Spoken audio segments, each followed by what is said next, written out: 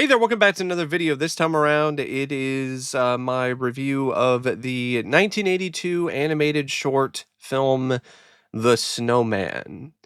Now, this is a film that I was aware of, but I never really got around to watching it until recently.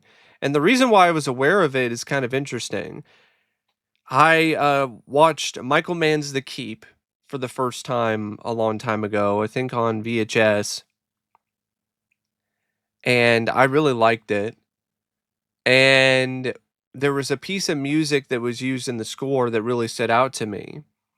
And I did my research and I found out that it was a rendition of a piece of music that was used in this animated short, The Snowman, called Walking in the Air. And because of that, I always had been curious about checking this out sometime, but there were a lot of other things that just caught my interest more or were requested. And so it just never really wound up on my watch list or didn't wind up high enough on my watch list in order for me to watch it until recently. And I loved it. I really liked this animated short. I thought this was a wonderful short film. Uh, I am a huge fan of poetry as well as music, and that's why symphonic poems are so unique and so genuinely worthwhile for me personally. And this is a symphonic poem, and I felt it was just a really wonderful, warm, inviting, and just really great animated short. Now, before I get around to sharing more of my thoughts on this film, I want to give a special shout out to Sean for requesting this review. And if there's another film, TV show, or topic that you would like to see me discuss in the future, feel free to donate to either my PayPal or to my Patreon. Link to both is in the video description down below, and I will try to get to your request as soon as I possibly can. So, The Snowman, it's rather unique in a lot of different ways. For one, it's a animated short that does not utilize or feature any dialogue. It's wordless. All of the emotion, all of the energy, uh, everything that happens in scene from scene or scene to scene is all done without dialogue.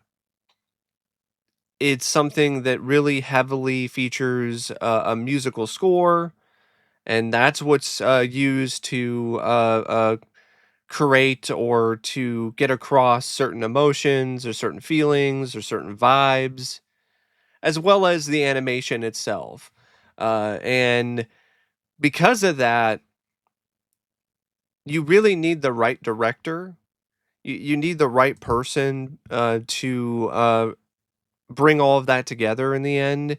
And Diane Jackson was absolutely the best possible choice because her work in this, I mean, it is just incredible.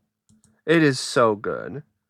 Like I really think that her having, worked on things like the Yellow Submarine and also being involved with, the Peter Rabbit animated films and just involved with a lot of animation in general and having a background in that already really set herself up really well to succeed when it comes to bringing this short story to life. And it also enabled her to be able to pull off the difficult task of doing this short bit of animation without any dialogue, without any voiceover work. Because a lot of this is very heavily dependent upon the director finding the right framing, finding the right way to utilize the camera within animation, uh, having the right idea in terms of how one scene's going to transition to the next, having a good concept of the overall flow of the animation. And animation in particular is something that you really need to have fluid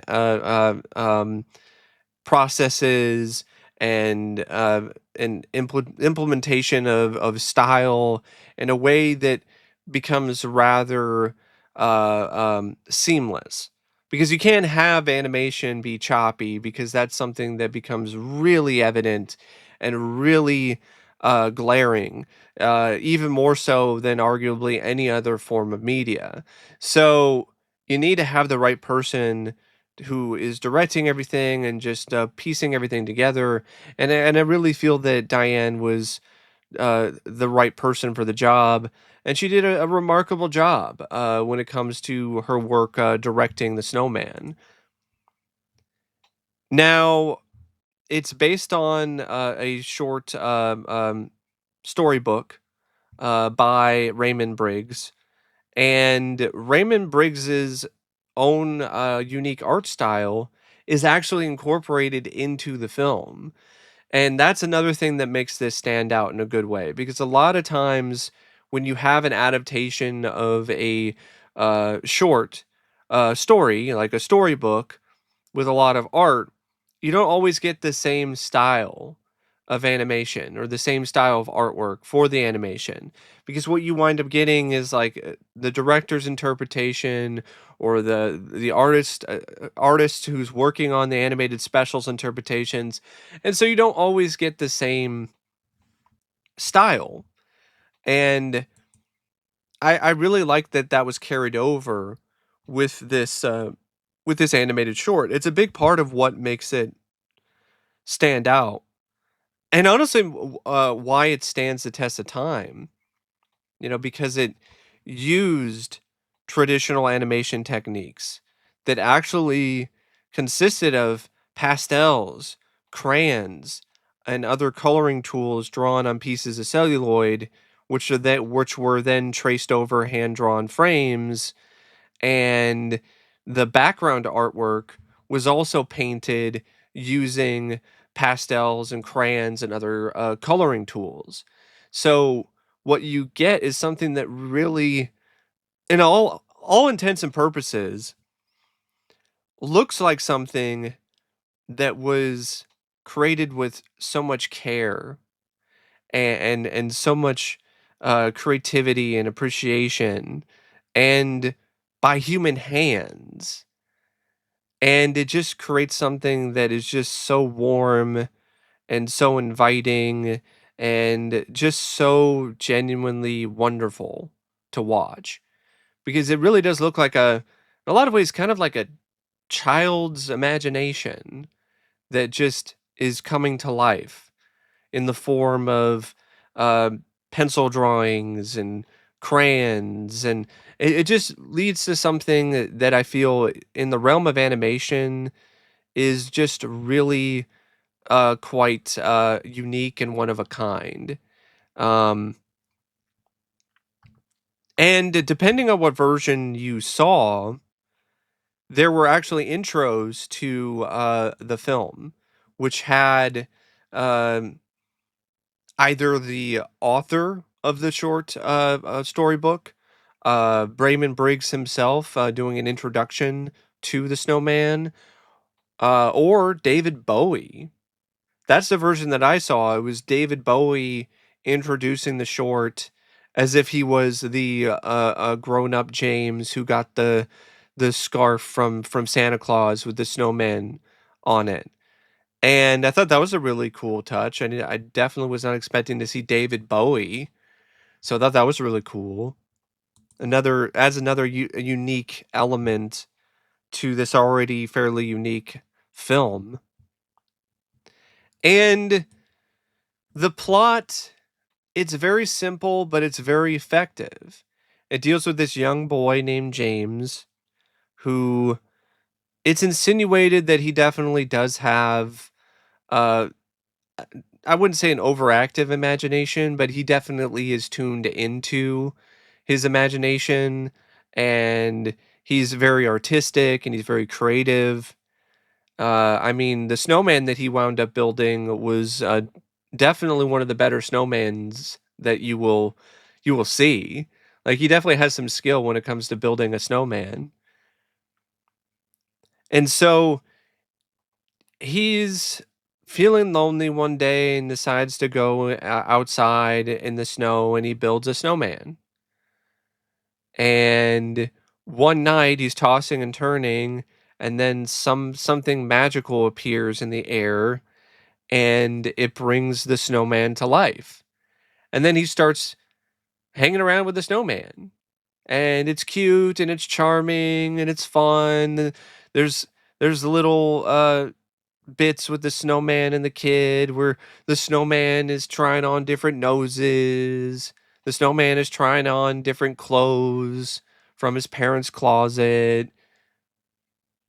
The snowman is uh sitting there just hanging out in the living room, but then he starts to get hot because the fireplace is on. And I liked that there were a lot of moments throughout the short where James is he notices that the snowman's getting hot, so he does these certain things to show him like where the fridge is so he can cool off, or shows him where the freezer is so he can get in like it's the tub, and chill. And speaking of chill, like, there really was a certain, chill vibe to it that was really it really was inviting. I keep saying that, but I think that's a great way to really describe the overall tone and feel of the snowman. It's a very inviting film and world that the director and all of the different artists wound up creating for the movie, including one of the animation supervisors who actually was a director. Which I will get to that when I start talking about the animation a little bit more in depth. But yeah, I really liked the story, and I know that it gets to the point where he starts flying with the snowman and meets up with other snowmen and then meets Santa Claus and even gets a gift from Santa. And then he wants to spend more time with the snowman at the end of the story, after, this wonderful day of spending all this time and having fun with the snowman and the other snow people and meeting Santa Claus. But then he wakes up the next day and the snowman is gone. And the way that the the snowman being gone and the way that the kid finds the snowman at the end and the way that the film just ends there, it does add a certain sad note to things, but it's also something that helps it leave more of an impression, if you ask me. Because I think in a lot of ways, I think that was really the point of it. Is trying to show that you you just need to cherish the moments you have with somebody, whether it's a snow person or whether it's somebody personally uh, connected to you or somebody that you really love in your life. And yes, some days there might be a time when you'll wake up and that person will no longer be there. But that doesn't mean that the time that you spent with them was all for naught. And I think that's kind of I think in a lot of ways I think that's really what the snowman is trying to get across. At least my interpretation of it. That's why it ended where it did. Um to show that, yeah, it can be a lonely time when your friends are no longer with you, or your loved one is no longer there, but that doesn't mean that it's something that is just this really negative and just overall depressing thing. Like, there's a certain lightness to it. Um, and it is a bit of a stark realism that's kind of thrown in there, which I could see what some people might kind of look at it as being tonally inconsistent. But I felt it worked with the story. I didn't really have a problem with it. Just like I didn't really have a problem with the parents not being super heavily involved with things either. Um, there's just something really charming about this boy just spending time with this snowman, and because of just the overall heartfelt nature of things, it's definitely something that makes the ending all the more impactful because you kind of do feel a little bit bad, a little bit sad by the end. But I do believe that that's the intent. It's trying to have this whole thing where it's like, oh, the snowman is gone, but the memories that you had with the snowman, those will always be with you. Um, because in all honesty, that's probably a feeling that some kids and definitely some adults have around the holidays. Because there are a lot of people who have lost somebody that they love and they care about, and they're not there on Christmas morning, but it's just the memories of them are always with you.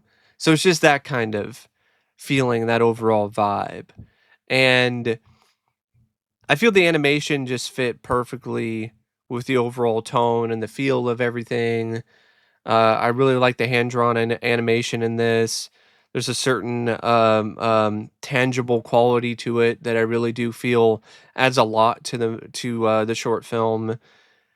And one of the animators was Jimmy T. Murakami, who directed Battle Beyond the Stars, which I thought was pretty wild.